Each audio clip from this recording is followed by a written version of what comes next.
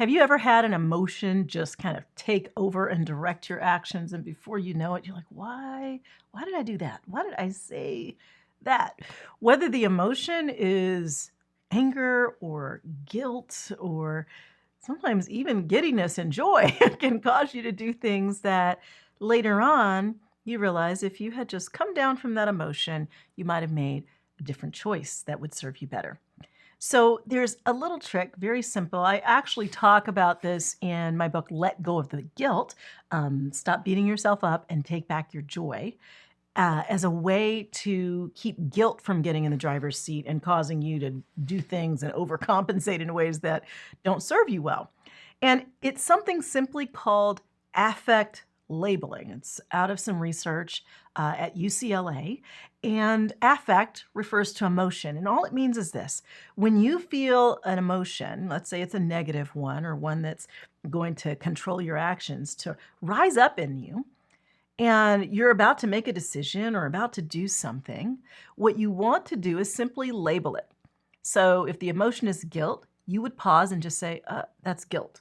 So before you start apologizing because it's false guilt or you start overcompensating and trying to make up for something, you just pause. That's guilt. If it's fear, take a breath and go, that's fear. And the reason this is important is because it creates an interruption. It causes you to pause so that you can regain control of your decision making in that moment. So if fear was going to cause you to shrink and not set that boundary, by labeling it and saying, that's fear, you can then redirect your thoughts and say what needs to be said.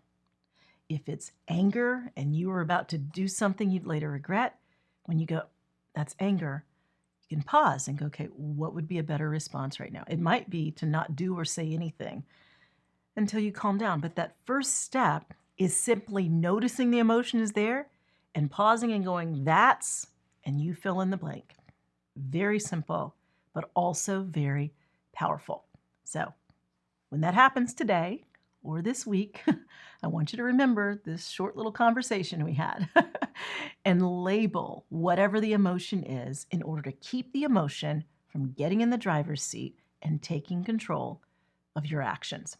You know, a lot of times what we really need to do is figure out the ways in which we need to grow so that we can close the gap between where we are and where we really want to be. We have to have a personal growth plan.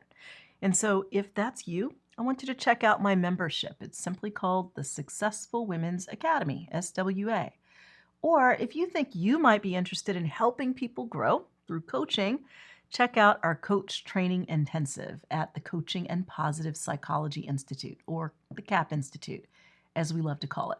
But until then, I want you to simply practice labeling your emotions so your emotions don't take control of your actions.